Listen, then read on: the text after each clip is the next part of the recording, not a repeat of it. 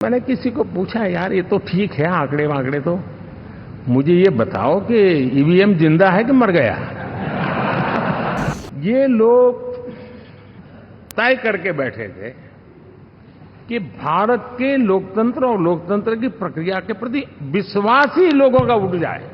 मुझे तो लगता था कि शायद इस बार वो ईवीएम की अर्थी का जुलूस निकालेंगे। 4 जून शाम आते आते उनको ताले लग गए, ईवीएम ने उनको चुप कर दिया।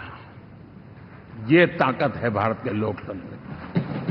5 साल तो अब ईवीएम शायद मुझे नहीं सुनाई देगा, लेकिन जब 29 में हम जाएंगे तो फिर से शायद ईवीएम को लेकर के नाचने की शुरुआत करेंगे। साथियों, हम लोग जब 4 जून के नतीजे चल रहे थे, मैं तो अपने काम में कुछ व्यस्त था,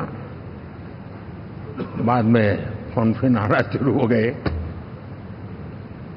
तो मैंने किसी को पूछा, यार ये तो ठीक है आंकड़े वांकड़े, तो मुझे ये बताओ कि ईवीएम जिंदा है कि मर गया।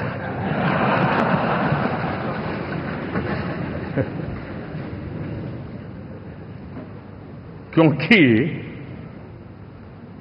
ये लोग तय करके बैठे थे कि भारत के लोकतंत्र और लोकतंत्र की प्रक्रिया के प्रति विश्वास ही लोगों का उठ जाए, और लगातार ईवीएम को गाली देना। और मुझे तो लगता था कि शायद इस बार वो ईवीएम की अर्थी का जुलूस निकालेंगे, लेकिन 4 जून शाम आते आते उनको ताले लग गए, ईवीएम ने उनको चुप कर दिया। ये ताकत है भारत के लोकतंत्र की। ये ताकत है भारत की निष्पक्षता की। ये भारत की ताकत है भारत के चुनावी तंत्र की, चुनाव आयोग की। और मैं मानता हूं कि ये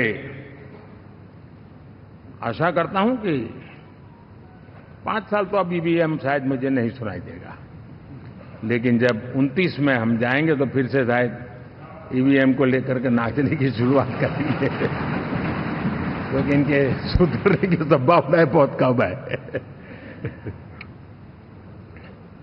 आप देखिए, चुनाव के समय मैंने पहली बार देखा, शायद हर तीसरे दिन इलेक्शन कमीशन के काम में रुकावट आए, इसके लिए सुप्रीम कोर्ट के दरवाजे खटखटाए गए। भांति भांति की एप्लीकेशन, और एक ही टोली थी।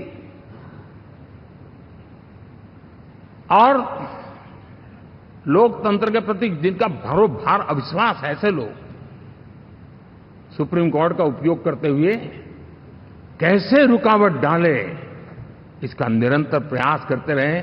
और चुनाव आयोग की ताकत का एक बड़ा हिस्सा अदालतों में, इस पीक आवर्स में, चुनाव के पीक आवर्स में, यानी कितनी निराशा लेकर के ये लोग मैदान में आए थे कि उन्होंने पूरा हमला उसी इंस्टीट्यूट पे लगा दो, ताकि चुनाव के कोई भी परिणाम आए, हम दुनिया के सामने भारत को भी बदनाम कर लें। ये षड्यंत्र का हिस्सा था दोस्तों, और कभी भी देश उनको माफ नहीं करेगा। साथियों, इंडी गठबंधन वाले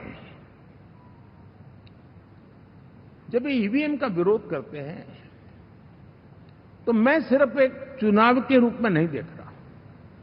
मैं मानता हूं ये लोग मन से पिछली शताब्दी के सोच वाले लोग हैं। वे टेक्नोलॉजी को हम महत्व न समझते हैं, न टेक्नोलॉजी स्वीकार करने को तैयार है। और ये सिर्फ ईवीएम में दिखाई दिया, ऐसा नहीं, यूपीआई में दिखाया। जब हमने कहा कि हिंदुस्तान के लोग डिजिटल ट्रांजैक्शन करेंगे, फिनटेक की दुनिया में आज हिंदुस्तान का नाम हो गया, मानने को तैयार नहीं।